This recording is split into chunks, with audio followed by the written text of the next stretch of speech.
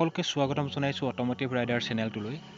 আজি আপোনালোকক জনাম Maruti Suzuki Swift LXi petrol BS6খনৰ বিষয়ে। যদি কিনিব বিচাৰে এই ছুইফ্ট গাড়ীখন আপোনালোকৰ খৰচ কিমান আহিব, আজি এই ভিডিঅ'টোত জনাম।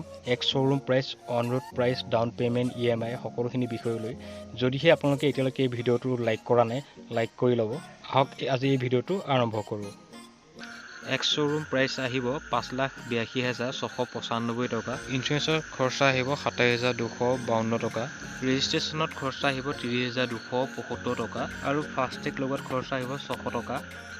যদিহে গাড়ীখন আপোনালোকে কেছ পে'মেণ্টত ল'বলৈ বিচাৰে তেতিয়া খৰচা আহিব 6,40,822 টকা। তো এই খৰচটো দি আপোনালোকে গাড়ীখন লৈ যাব পাৰিব। যদি আপোনালোকৰ বাজেট কম, ফাইনেন্স কৰিব বিচাৰে, মিনিমাম ডাউন পে'মেণ্ট দিব লাগিব 2 লাখ টকা। আপোনালোকৰ লোন এমাউণ্ট হ'বগৈ 4,40,822 টকাৰ।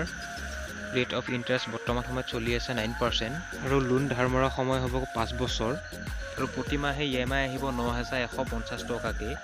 আৰু এই গাড়ীখনত 9,150 টকাকৈ প্ৰতিমাহে 5 বছৰলৈ EMI দিয়াৰ পিছত আপোনাৰ গাড়ীখনৰ খৰচা হ'বগৈ 7,49,040 টকা।